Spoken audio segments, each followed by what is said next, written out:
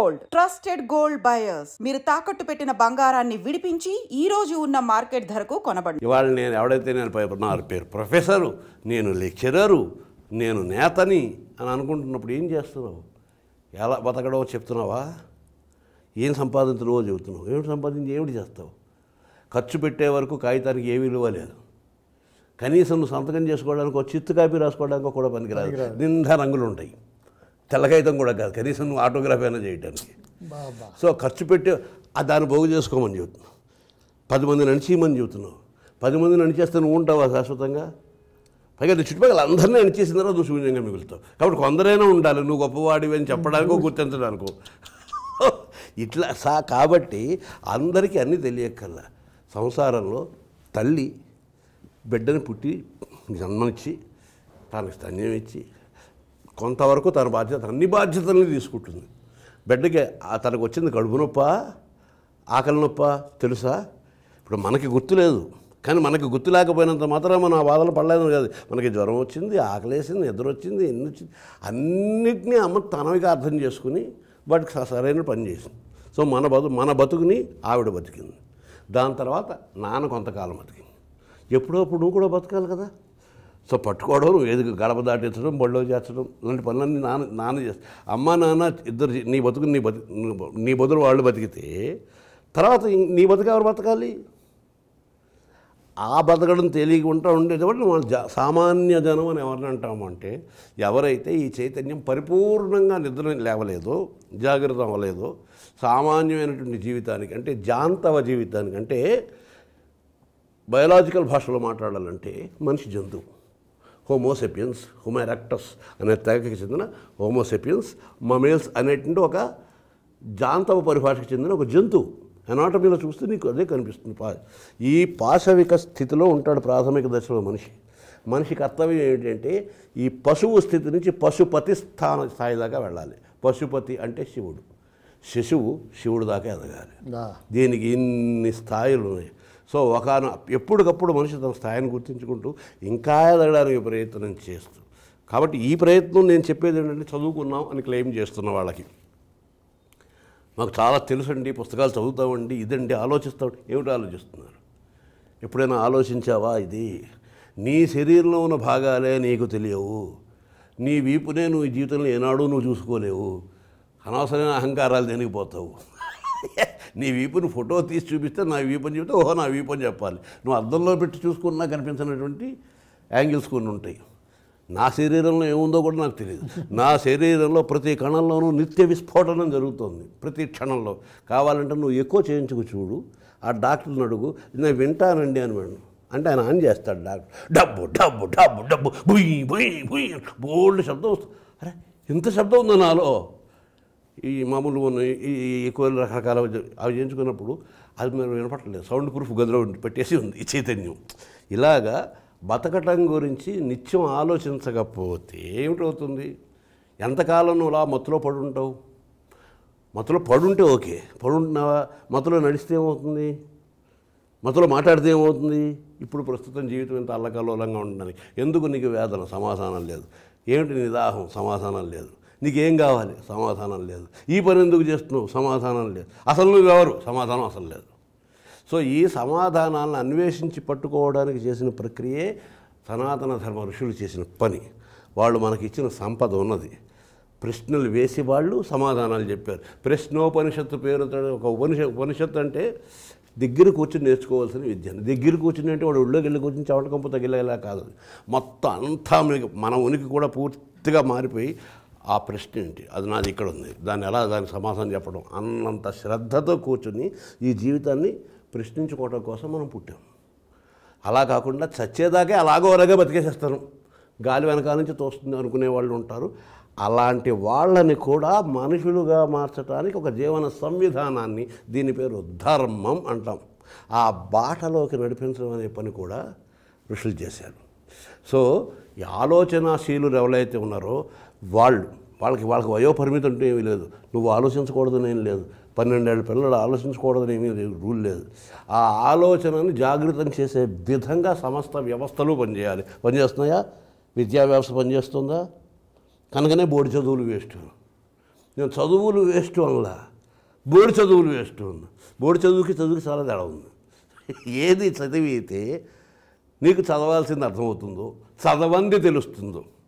జ్ఞానం అంటే నీకు ఎంత తెలీదో తెలుసుకోవడం పేరు జ్ఞానం. అందరూ నాకు ఎంత తెలుసో అని చెబుతారు. అంటే అక్కడ మిమ్మల్ని ఒక్కసారి ఇంటరప్ట్ చేస్తాను, ఇఫ్ యూ డోంట్ మైండ్. అంటే చాలా ఓపిక తక్కువ ఇప్పటికీ. ఇప్పుడు మీరు పాట మొత్తం వింటే మీరు చివరిలో ఏం చెప్తారో, పనికి మాలిన కాదు, నీ జీవితానికి బరువయ్యే చదువులు నువ్వు చదవకు, ఏదైతే ఉపయోగపడుతుందో అది చదువు అని మీరు చెప్తారు. కానీ బోడి చదువులు వేస్ట్, నీ బుర్రంతా భోంచేస్తూ ఆడి చూడు క్రికెట్టు, టెండూల్కర్ అయ్యేటట్టు, ఒక్క పోజు కొట్టు, ఒక్క ఫోరు కొట్టు నువ్వు లక్షలు పట్టేటట్టు, ఆడిడాసు బూట్లు త్వరగవ నీకు 6 కోట్లు, ఎంత చేస్తే సంపాదిస్తావు ఇంత పెద్ద అంతస్తు, ఓరి ఇన్నోసెంట్ స్టూడెంట్, బోడి చదువులు వేస్ట్. ఇక్కడ మీ అంత పరిణితి పిల్లల వరకు వద్దు బాబాయ్. చాలామంది పెద్దవాళ్ళకే ఆలోచన ధోరణి ఓన్లీ ఆ అవుటర్ స్ట్రక్చర్ని తీసుకుని, సీతారామ శాస్త్రి గారు బోర్డు చదువులు వేస్ట్ అన్నారండి, బోర్డు చదువులు వేస్ట్, సిరివెన్నెల సీతారామ శాస్త్రి రేపు ఈనాడు పేపర్లో హెడ్డింగ్, అంతవరకు తీసుకుని దాన్ని పిల్లలకి ఇలాంటి మీలాంటి వాళ్ళది ఒకటి కోతి కొబ్బరికాయ ఇచ్చినట్టే సీతారామ శాస్త్రి గారు చెప్పారని వాళ్ళు ఇంకా ఆటల మధ్య అంటే తప్పుగా అర్థం చేసుకోరనే భావం మీకు ఎప్పుడు కలగలేదు. కారణం ఏంటంటే మొట్టమొదటి దానిలో ఆత్మ చైతన్యం ఉంటే డైరెక్ట్గా వెళ్ళి స్పర్శిస్తుందని ఇందాక చెప్పాను. అర్థం కావడం అనేది ఉండదు, అనుభూతి చెందడం అనేది ఉంటుంది మొదటిది. రెండవది ఆ ప్రశ్న నీకు తగలాలి. అంటే అందుకని పాటని ఆ ట్యూనులో నుంచి, పాడే విధానంలో నుంచి, సంగీతంలో నుంచి, చిత్రీకరణలో నుంచి బయటికి తీసి చదవండి అని నేను ఎందుకున్నానంటే ఇది నేను అంటున్న మాట కాదు, మీరు అనుకోవాల్సిన మాట. మొన్న నా మిత్రుడు ఒకతను అన్నాడు, ఈ బోర్డు చదువులు వేస్ట్ రాసినప్పుడు విద్యా విధానం గురించిన ఆయన అభిప్రాయం, మీ అభిప్రాయం ఏంటో కనుక్కుందాం అనుకున్నానండి అన్నాడు. కరెక్ట్గా రివర్స్ అనుకోవాలి నాయన, నువ్వు ఈ పాట వింటున్నప్పుడు విద్యా విధానం గురించి నేనేమనుకుంటున్నానో నువ్వు అనుకోవాలని ఉద్దేశంతో రాసినది, నేనేమనుకుంటున్నానని కాదు. ఇన్ని ఆలోచించేవాడివి, వ్యాసం రాశాడో ఈ పని చేసేవాడివి, ఫస్ట్ టైం నీకు ప్రశ్న అంతవరకు ఎదురు కానీ ప్రశ్న ఎదురైంది. ఇవి చదవటం వల్ల నాకేమిటి ప్రయోజనం? చిరపుంజిలో చినుకెందుకు పుడితే నాకేమిటి లాభం? పరీక్షల్లో ప్రశ్న అడుగుతాడు, దాని జవాబు రాస్తా. సో ఈ వడకపోవటం మూలాన్ని నష్టం చెబుతున్నాను. ఎందుకంటే ఇప్పుడు నన్ను విమర్శించుకోవచ్చు, ఇలాంటివి రాశాడు, పేడదామని పెట్టిస్తున్నాడు, పిల్లలందరూ చదువులు మాని సంగనాగిపోతున్నారు ఇలా అనుకోవచ్చు. కానీ దాని బదులు ఇంకొక దృష్టికోణంలో ఆలోచిస్తే కనుక ఏవైతే ప్రకృతి జీవితం చెబుతాయో వాటన్నింటినీ ప్రకృతికి జీవితం దూరంగా తీసేసి 4 గదుల మధ్య బంధించేసి అవి చెప్పవలసిన అవసరం లేదు. దానికన్నా చెప్పవలసిన విషయాలు చాలా ఎక్కువ ఉన్నాయి. వాళ్ళని బతకని ఇవ్వాలి. చిరపుంజిలోని చినికింత అయితే తడుస్తుందో నీ జుట్టు అని చూడడంలో మనం ఏ విషయాలు చెబుతున్నాం, ఎందుకు చెబుతున్నాం బాగా ఆలోచించి చూడు. మనందరికీ అనుభూతి. అందుకని నేను ఎవ్వరికి తెలియని కొత్త విషయాలు చెప్పట్లేదు, ఎవ్వరివి కాని భావాలు చెప్పట్లేదు. ఇది మొదటి నుంచి మొత్తుకుంటున్నాను. I am the echo of your silence. నీ నిశ్శబ్దానికి ప్రతిధ్వని నేను అని. అంటే నీలో ఉంది ఇది. మనందరికీ బాల్యం ఉంది. 3వ క్లాసు నుంచి కొంచెం మనకి జ్ఞానం వస్తుంది. 3వ క్లాస్ పరీక్షలు రాసిన తర్వాత 4వ క్లాసు బళ్ళు తెరిచే ముందర అమ్మ నాన్న పీకేస్తాం పుస్తకాలు, కొత్త పుస్తకాలు మనకు సెట్ కొనిస్తారు అని చక్కగా వాసన చూసుకుంటాం. దాని తర్వాత శ్రద్ధగా కూర్చొని అట్లా వేసుకుంటాం. చక్కగా అదొక పెద్ద కార్యక్రమం, బాగుంటుంది. ఆ తర్వాత ఆ పక్కన పడేస్తాం. మాస్టర్లు ఏదో చెప్తారు, మనం ఏదో వింటాం. There is a whole in the wall అని చదువుతాం. రేపు పొద్దున పరీక్షలు వస్తాయి. అందుకని రాత్రి అంతా కూర్చొని టీలు తాగుతూ there is a whole in the wall అంటాం. పరీక్షలోకి వెళ్ళి there is a wall in the whole అని రాస్తాం. అయిపోయింది. పరీక్షగా అయిపోయిన వెంటనే బయటకు వచ్చి మనం చేసే పని ఏమిటి? 4వ క్లాసులో కొంత ఏదో చదువుకుని ఏడాది పాటు చదవవలసిన ఏ సబ్జెక్టు లేదు పాసారది. ఆ మాట అందరూ నమ్మండి. మొట్టమొదటి ఏ సబ్జెక్టు ఏడాది పాటు చదవలసిన అవసరమే లేదు. మామూలు సెలవులు, ఆదివారాలు సెలవులు, పండగలు, గిండగలు, దండగలు అన్నీ పోగా, అలకలు గిలకలు, స్ట్రైకులు, సమ్మెలు ఇవన్నీ పోగా నెలలాళ్ళు కూడా పట్టుమని నెలలాళ్ళు కూడా మనం ఏమీ చదివిన పాపని పోలేదు, చదవక్కర్లేదు, పక్కన తీసిపెట్టు. మనం చేసే మొట్టమొదటి పని పరీక్షలు రాయగానే అమ్మాయి పరీక్షలు అయిపోయాను మొత్తం టెస్ట్ పుస్తకాలు, నోట్స్ పుస్తకాలు అన్నీ చింపేసేది ర్యాకెట్లు కట్టి ఉఫ్ అనుది ఏమిటి చేస్తామంటే ఆనందం. ఎందుకంటే 5లోకి వచ్చేసాను. 5లోకి వచ్చానన్న ఆనందమే తప్ప 4 అనే మెట్టు దాకా ఒకటి పోగు చేసుకుని అక్కడి నుంచి 5కి వెళ్తున్నాను అనే కాన్సెప్ట్ మనకి లేదు. మరి అది బోర్డు చదువా కాదా? గాంధీజీ 1869 అక్టోబర్ 2న పుట్టారు. 3వ క్లాసులోనూ అదే పాఠం, మళ్ళీ 4లోనూ చెప్పి, మళ్ళీ 5లోనూ చెప్పి, మళ్ళీ 6లోనూ చెప్పి, మళ్ళీ 7లోనూ చెప్పి, ఎంఏలో కూడా చెబుతూనే ఉన్నారు. కానీ అదే ఒక 3 గంటల సినిమాగా ఆటను బరో తీస్తే మామూలు ఈ టీనేజ్ పిల్లలందరూ చేరి సినిమా చూసి వచ్చి కూర్చుని టెట్టడే తెర తీయగానే అని మొదలుపెట్టి 3 గంటల పాటు కంప్లీట్గా గాంధీ సినిమా అంతా చెప్పేస్తాడు. బెన్ కింగ్స్లీ ఎంత బాగా చేశాడు, ఆటన్ బెరో అంత బాగా డైరెక్ట్ చేశాడు, ఎంతెంత బాగున్నాయో. వాడు అప్పుడు ఏం చెప్తున్నాడు వాడికి ఏం తెలుసా? ఒక సెంచరీ కథ చెప్తున్నాడు. 1869 నుంచి 1948 వరకు ప్రపంచ చరిత్ర గురించి మాట్లాడుతున్నాడు. మరి ఇప్పటివరకు చదువుకుంటున్నదే కదా, తెలియలేదే. 3 గంటల్లో చెప్పేశారు. ఇప్పుడు ఎలా తెలిసింది? ఎందుకంటే ఇది కథలా చెప్పారు కాబట్టి, వాడికి ప్రియంగా చెప్పబడింది కాబట్టి. సో మనకి చెప్పే విధానాలు 3 ఉన్నాయి. ప్రభు సంహితము, మిత్ర సంహితము, కాంతా సంహితం. ప్రభు సంహితం అంటే శాసనం, అమ్మ నాన్న చెప్పేది, నాన్న చెప్పేది.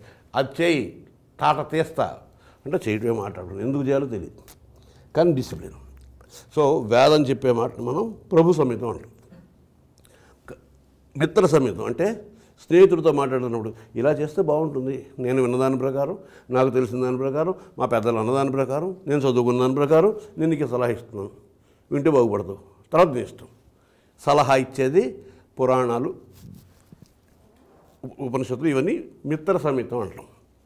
కాంతా సంహితం అంటే నీకు చాలా ఇష్టం వచ్చేటట్టు మంచి ఒక కథ చెప్పి ఆ కథలో రకరకాల నవరసాలు చూపించి ఒక స్త్రీని, ఒక భార్యని ఒక దుర్మార్గుడు ఎత్తుకుపోతే కాలం దూరం చేస్తే భర్తగా వాడి ధర్మం ఏమిటి, వాడు ఏ విధంగా నిర్వహించుకున్నాడు, వాడు ఎన్ని కష్టాలు పడ్డాడు, ధర్మం కోసం ఏ విధంగా కష్టాలు పడ్డాడు, ఎలా అంతమంది ఒక పెద్ద రామాయణం చెబితే రామ అయణము అంటే రాముడి ప్రయాణము, మనిషి ప్రయాణం కథగా చెబితే మనిషి ఎలా జీవించాలి అనేటువంటి ఒక ఉదాహరణగా మారిపోయాడు ఆ క్యారెక్టర్. ఎన్నో శాస్త్రాలు చెప్పగా సాధ్యం కాని విషయం ఒక కథ ద్వారా చెప్పడం సాధ్యమైపోయింది. మనిషికి చూపించి అదిగో నువ్వు అలా ఉండాలి, ఎందుకంటే మనిషి అయితే ఇలా ఉంటాడు అని రాముని మర్యాద పురుషోత్తముడు అన్నాను. సో ఇప్పుడు కాంతా సమేతంగా నేను ఇష్టంగా చెప్తున్నాను, ఒక వ్యంగ్యం అనే రాష్ట్రాన్ని తీసి. ఒక్క 4 కొట్టు 16 ఏళ్ల వయసులో వచ్చాడు టెండూల్కర్. ఏ చదువుకుని ఇంకా చదువు పూర్తవ్వాలా, ఈ లోపల ఇంగ్లీష్ వాళ్ళు ఏదో వాళ్ళ క్లబ్బులు ఆడమన్నారు. అంటే అక్కడ ఒక్క నిమిషం బాబాయ్, మిమ్మల్ని ఇంటరప్ట్ చేస్తాను. అందరూ టెండూల్కర్ కాలేరు. ఇప్పుడు మన సినిమాల్లో కూడా చాలామంది ప్రొడ్యూసర్లు 10 లక్షలు 20 లక్షలు ఉన్న వాళ్ళందరూ సినిమాలు ప్రొడ్యూస్ చేద్దామని వస్తారు. వాళ్ళు తీసుకునే ఉదాహరణ ఒకటే, ఒక 20 లక్షలు పెట్టుబడి తీసిన ఏదో ఒక చిత్రము 3 కోట్లు సంపాదించింది అని. కానీ వాళ్ళకి తెలియని విషయం ఏంటంటే 250 చిత్రాలు ప్రసాద్ స్టూడియోలో రిలీజ్ కాకుండా ఉన్నాయని. అది అందరూ టెండూల్కర్లు కారారు ఒకటి. రెండోది టెండూల్కర్లు ఎందుకు కావాలి అది కదా బాబు, నాకు ప్రశ్న ఏంటంటే మీరు చిరపుంజి అన్నారు కదా, మనం ప్రతి వస్తువుని కథగా చెప్పలేకపోవచ్చు. అలాగనే జనరల్ నాలెడ్జ్ ఇవ్వాల్సిన ప్రతి ప్లేస్కి మనం వెళ్ళి ఇది చిరపుంజి ఇక్కడ అధిక వర్షపాతం ఉందని ప్రతి స్టూడెంట్ అక్కడికి వెళ్ళే అవకాశం ఉండకపోవచ్చు. అలాగే రెండో ఎక్కానికి క్యాలిక్యులేటర్ ఎందుకు, క్యాలిక్యులేటర్ పట్టు అన్నారు. సో అది కూడా ఇప్పుడు రెండో ఎక్కం మనం నేర్చుకునేది జీవితాంతం ఎక్కడో ఒకటి ఉపయోగపడుతూనే ఉంది. మూడో విషయం, ఎవడో పిచ్చివాడిలాగా ఐన్స్టీన్లా కనిపెడతాడు, వాడిని అందరూ ఫాలో అవుతారు అంటే ఇప్పుడు. కానీ ఈ ఐన్స్టీనో లేకపోతే ఈ స్టీవ్ జాబ్సో వాళ్ళకు కాలేజ్ డ్రాప్అవుట్స్ అయినా కూడా కంపెనీలు పెట్టి మళ్ళీ వాళ్ళు వెళ్ళే వాళ్ళ కంపెనీల్లో పనిచేసేది ఉద్యోగానికి మాత్రం వాడు హార్వర్డ్లో క్యాంపస్ ఇంటర్వ్యూలు కలెక్ట్ చేస్తాడు, వాళ్ళు కాలేజ్ డ్రాప్అవుట్స్ దగ్గరికి వెళ్ళడు. సో అది మీరు దాన్ని ఎలా జస్టిఫై చేస్తారు? ఇప్పుడు చాలా బాగా చెప్తున్నాను సార్, అది విస్తృతించవద్దు, చాలా బాగా చెప్తున్నాను. ఇది ఒకటి, నేను చెప్పినటువంటి ఒక విషయాన్ని అవునా కాదా అని చర్చగా మారుద్దామని ప్రయత్నం, చాలా బాగుంది. కానీ నేను చెప్పలేదు ఆ విషయం చెప్తున్నాను, మీరు వేసుకోండి ఈ ప్రశ్న అని చెప్తున్నాను. క్యాలిక్యులేటర్ చేపట్టు అని అనగానే నవ్వు రావాలి. అవును కదా, క్యాలిక్యులేటర్ చేపట్టడం అంటే రెండో ఎక్కానికి కూడా క్యాలిక్యులేటర్ పట్టాల్సిన దౌర్భాగ్య స్థితిలో విద్యా విధానం ఉందే అని నీకు అనిపించాలి. అందుకని కవిత్వ రూపం కవిత్వం వ్యతిరేకంగా వ్యంజనంగా మాట్లాడుతుంది, వ్యంగ్యంగా మాట్లాడుతుంది, ధ్వని పిచ్చోడెవడో అన్న మాట నేనన్నా. స్టీవ్ జాబ్స్ తన ఆఖరి పేజీలో రాసింది ఏంటి, చనిపోయే ముందర అనవసరమైన చెత్త పనుడు చేశాను నేను ఇది కనిపెట్టి. ఐన్స్టీన్ చెప్పిన మాట అదే, సో ఈ టెక్నాలజీ, ఈ సాంకేతికత ఇవన్నీ వాటి దాని వెళుతూనే ఉంటే జీవన వ్యాపారంలో మనిషి తనకి తెలియని, తనని తరుముతున్న తాను పుట్టినట్టు గమనించని ప్రశ్న తరుముతూ ఉంటే పరుగులు పెడుతూ ఏవో పనులు చేస్తుంటేనే ఇవన్నీ వస్తాయి. ఈరోజు నువ్వు కనిపిస్తున్నట్టు ఏ టెక్నాలజీ నీకు అవసరం లేదు. నువ్వు మనిషిగా బతకడానికి ఏ టెక్నాలజీ అవసరం లేదు. వేలాది సంవత్సరాలుగా నీతో పాటు సహజీవనం చేస్తున్న పులులు, మేకలు, కుందేళ్ళు, చేపలు అవన్నీ తినిగా నువ్వు కూడా రోజువారీగా తినిగా ఇంకా బతికే ఉన్నావు. సో సృష్టిలో జీవజాలం బతికే ఉంది. నువ్వు నరికిగా, చేపల చెరువులు వేసిగా, రొయ్యల చెరువులు వేసిగా, అడవులని తవ్విగా ఇంకా మిగిలే ఉంది. సో నీ ప్రమేయం లేనటువంటి బ్యాలెన్స్ సృష్టిలో ఏదో ఉందని నీకు తెలిస్తే నేను తెలుసుకోవాల్సింది అది కాదు. నేను ఎంత దూరం పరిగెట్టినా అంగారకుడి దగ్గరికి వెళ్ళడం కంటే ముందర నా దగ్గరికి నేను వెళ్ళాలి. నా దగ్గర నేను లేకుండా ఎటో పరిగెడితే ప్రయోజనం ఏమిటి అనేటువంటి విధాన్ని అర్థం చేసుకోవటానికి పిచ్చోడు ఏదో కనిపెట్టు, అది కొనిపెట్టు, దిక్కుమల డబ్బులు అసలు నీకు అవసరమా? 1996కు ముందు నీ దగ్గర ఫోన్ ఉందా? అప్పుడేమైనా కొమ్మలు ఊలిపోయా? ఇప్పుడు డ్రైవ్ చేస్తూ కూడా ఫోన్ మాట్లాడి యాక్సిడెంట్ చేసుకోవాల్సిన అవసరం ఉందా?